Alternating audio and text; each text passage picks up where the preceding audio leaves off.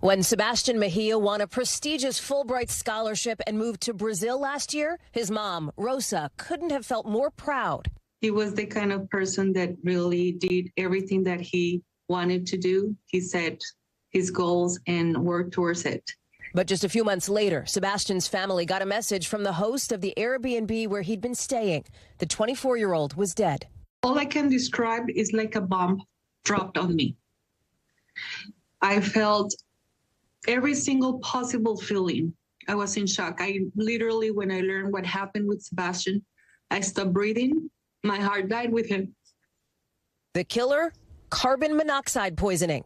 Initially, it's just shock, grief, sadness, crying. Now it's turns to like anger. Carbon monoxide gas has no smell, no color, no taste, sometimes called the invisible killer. It's made when fuel is burned in things like water heaters, gas stoves, and cars.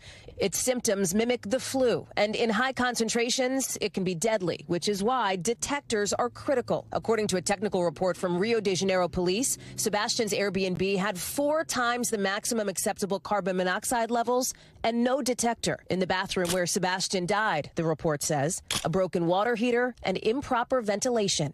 My son didn't have to die.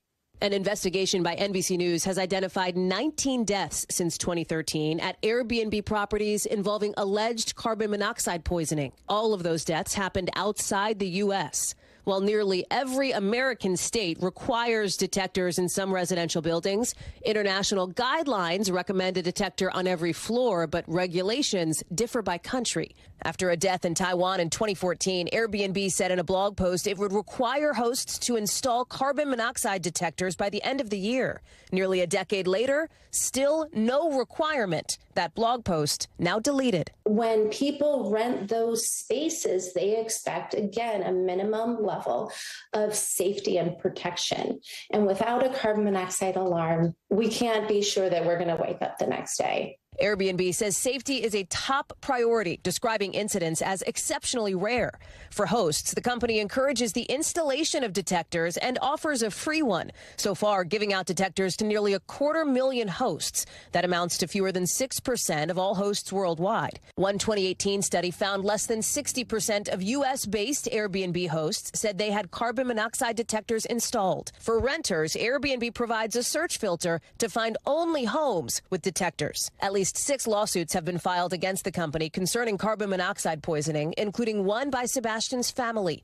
3 are ongoing, 1 was dismissed, and 2 were settled for undisclosed amounts. Now, Sebastian's family says they're pushing for Airbnb to require all properties have carbon monoxide detectors. We don't care about any settlement that Airbnb is trying to reach with us. We want people to know about this issue so that it's changed. That amount of money will ever compensate the life and the future that my son had. Never. Rosa working to honor her son's legacy by fighting for change. Hallie Jackson, NBC News. Thanks for watching. Stay updated about breaking news and top stories on the NBC News app or follow us on social media.